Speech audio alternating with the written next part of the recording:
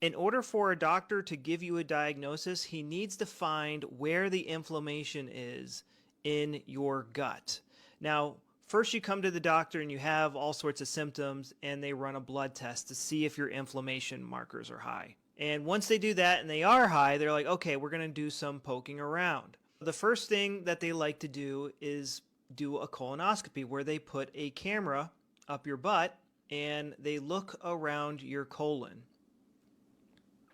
And usually they can get the camera right about here and they can stick it a little bit up into your ileum, the last part of the small intestine. And, mine was so inflamed, it was shut. They couldn't get the camera through here. It was so inflamed. For me, they found inflammation here. And that could be diagnosed as sigmoiditis or colitis or ulcerative colitis. So colitis is just inflammation of the colon.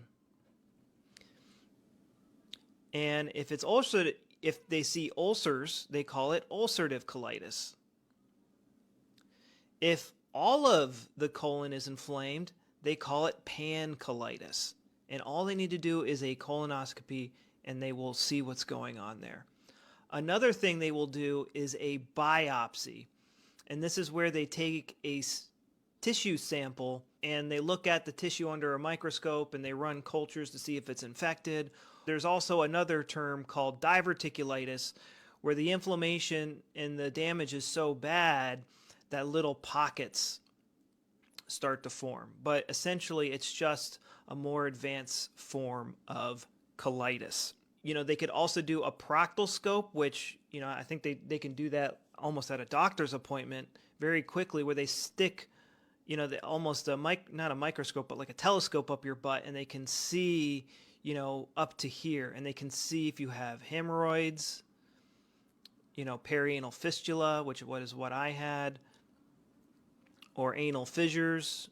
Sometimes you don't even need a doctor to look at you to know if you have a hemorrhoid or an anal fissure or a perianal fistula.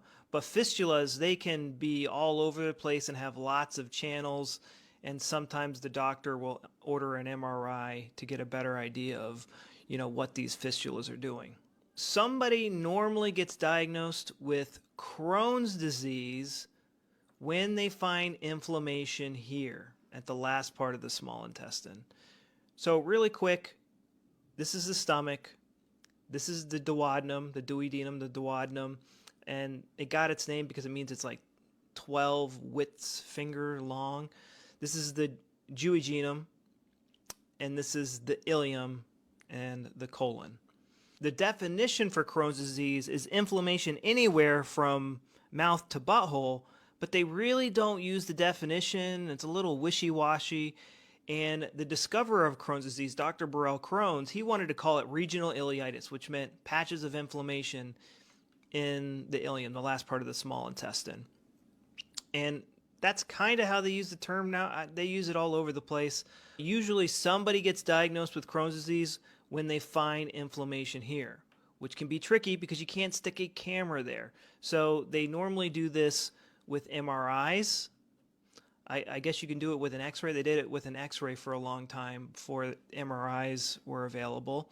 My favorite diagnosis tool that they don't seem to utilize very much is a capsule endoscopy.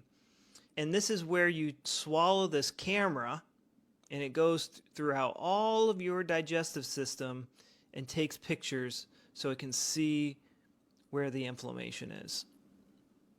A lot of people will have duodenal ulcers.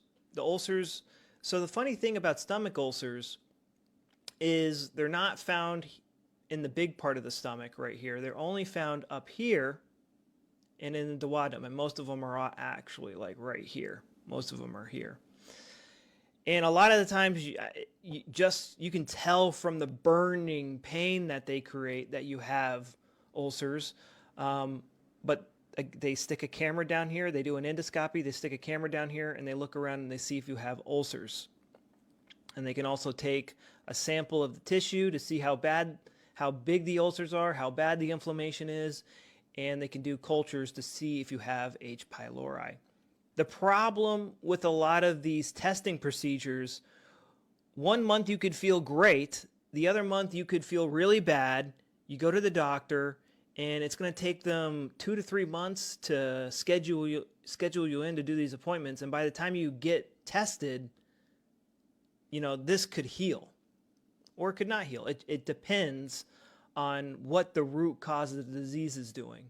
So for a long time, I thought it was caused by diets, but it turns out doctors of old knew it was caused by conflict shock, stressful situations that catch us off guard.